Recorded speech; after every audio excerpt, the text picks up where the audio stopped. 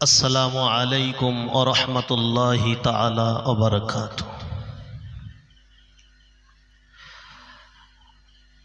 আউযু বিল্লাহি মিনাশ শাইতানির রাজীম। বিসমিল্লাহির রহমানির রহিম। নাহমাদুহু ওয়া নুসাল্লি আলা রাসূলিহিল কারীম, আম্মা বা'দ। فقد قال الله تعالى في كلامه المجيد والفرقان الحميد: إن الله وملائكته يصلون على النبي يا أيها الذين آمنوا صلوا عليه وسلموا تسليما اللهم صل على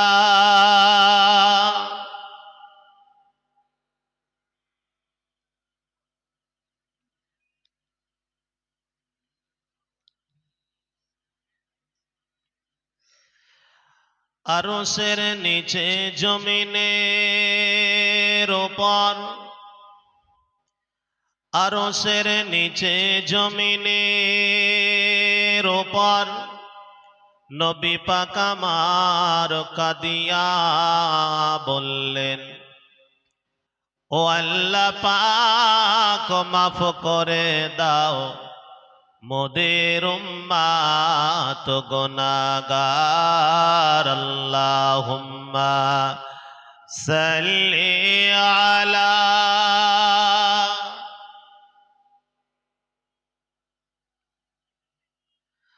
ওয়া আলা আলি সাইয়্যিদিনা।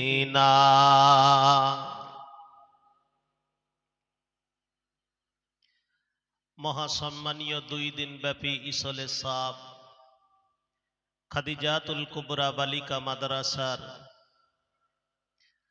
আজ প্রথম দিনের সুযোগ্য সভাপতি, পশ্চিমবাংলার অগণিত যে সমস্ত আলেম ওলামা হাজরাত, দাওয়াত করতে গেলে ফাঁক থাকে না, এক ঝাঁক আলেম বললেও ভুল হয় না, আজকের স্টেজে উপস্থিত আছে, এখনো আসবে ইনশাআল্লাহ। আল্লাহ পাকের দরবারে শুকরিয়া আদায় করি যে আল্লাহ এত সুন্দর একটি ইসলে সাব মাহফিলে আসার বসার সুযোগ দান করেছেন। মন খুলে বলি আলহামদুলিল্লাহ। তাহারি পরে প্রিয় নবীর দরবারে অসংখ্য দরুদ ও সালামের নজরানা পেশ করি। মহান আল্লাহ তা কবুল করুক। আমরা মন খুলে সকলে বলি আল্লাহুম্মা আমিন। মহান আল্লাহ পবিত্র কোরআন শরীফের ভিতরে স্পষ্ট করে জানিয়েছেন, ওয়ালা তাহিনু ওয়ালা তাহজানু ওয়া আনতুমুল আলাউনা ইন কুনতুম মুমিনিন।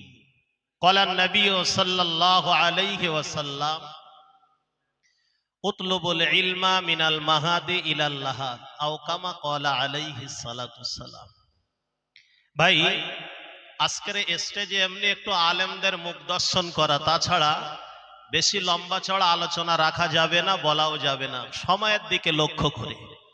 মহান আল্লাহ পবিত্র কোরআন শরীফ স্পষ্ট তিনি জানিয়েছেন, ওয়ালা তাহিনু ওয়ালা তাহজানু ওয়া আনতুমুল আলাউনা।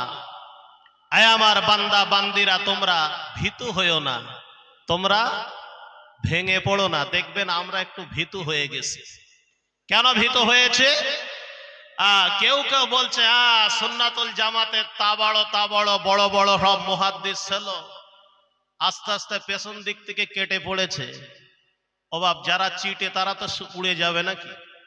হাওয়ায় চিটে ওড়ে না? ওড়ে না, চিটে উড়ে যায়, খাঁটি ধানগুলো পড়ে থাকে, ঠিক কি না? আবার মহান আল্লাহ বলছে, তোমরা চিন্তায় ভেঙে পড়ো না, দুর্বল হয়েও না, ভীত হয়েও না। ওয়ান্তুমুল আলাউনা ইন কুনতুম মুমিনিন। যদি তোমরা মুমিন হতে পারো, একদিন জয় লাভ করবে। জোরে বলে, একটু জোরে বলে।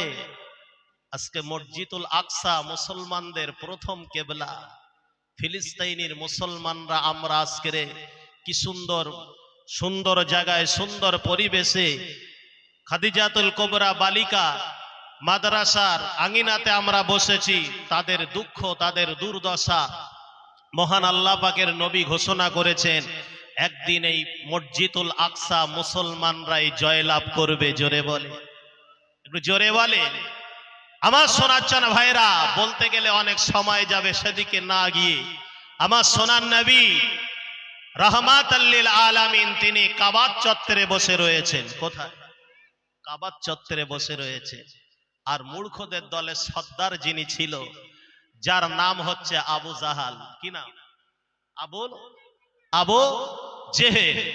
এই আবু জাহাল বলেন আর আবু জেহেল বলেন, যেটাই বলেন না কেন, আমার রসুলকে লক্ষ্য করে একটা পাথরের নুড়ি নিয়ে, টুকরা নিয়ে, কাকড় নিয়ে রসুলুল্লাহর মাথাকে লক্ষ্য করে ওই পাথরটা মারলেন। আর আল্লাহ রসুলের মাথা দিয়ে, আল্লাহর হাবিবের মাথা দিয়ে রক্তগুলো গড়িয়ে গড়িয়ে পড়ছে, রক্তের ঘুণগুলো পড়ছে। আহারে, সোনার নবীর মাথাটা বিনা কারণে আবু জাহাল পাথর মারলেন। ও সোনার মানিকেরা, ও জানেরা, যুবকেরা, মুরব্বিয়ানেরা, ঠান্ডা মাথায় শুনে রেখে দান, আবু জাহাল আল্লাহর নবীকে মারলেন। আমার নবী বাদ প্রতিবাদ কিছুই করলেন না। কাবা চত্বরখানা ছেড়ে জঙ্গলের দিকে আস্তে আস্তে নবী আমার চলে গেলেন। কোনো কথা নবী আমায় বললেন না। হঠাৎ আল্লাহ নবীর একজন চাচা, যার নাম হলো আমিরে হামজা রাদিয়াল্লাহু তাআলা আনহু, ভবিষ্যতে তিনি ইসলাম গ্রহণ করেছিল। ওই আমিরে হামজার কানে বার্তাটা পৌঁছে গেল, ওরে আমিরে হামজা, তোমার ভাতিজা মুহাম্মদকে মেরেছে, মাথাটা ফাটিয়ে দিয়েছে, চেহারা দিয়ে রক্তগুলো গড়িয়ে গড়িয়ে, খুনগুলো গড়িয়ে গড়িয়ে জমিনের দিকে নির্গত হয়। ওরে আমিরে হামজা, তোমার ভাতিজা মুহাম্মাদের আব্বা নাই, মা যার দুনিয়াতে বেঁচে নয়, এতিবার শ্রী নবী ওই জঙ্গলের কিনারার দিকে চলে গেছে। আমিরে হামজা লক্ষ্য করে দেখতে পেল, আমিরে হামজার হাতে ছিল একটি ধনুক। ওই ধনুকটা নিয়ে আবু জাহালের বাড়ির দিকে রওনা হয়ে গেল। কোথায় আছো বাবা আবু জাহাল? আবু জেহেল বাড়ি থেকে বার হয়ে আসলো। আর বার হওয়ার সাথে সাথে আমিরে হামজার ওই ধনুক দিয়ে আবু জেহেলকে বলে, আবু জেহেল রে, তুমি আমার ভাতিজাকে মেরেছ, আর তুমি মস্করা করছো, তুমি ঠাট্টা বিদ্রুপ করছো। না না না না, আমি ওর চাচা এখনো বেঁচে রয়েছি। তুমি কেন, কি কারণে মেরেছ? আমার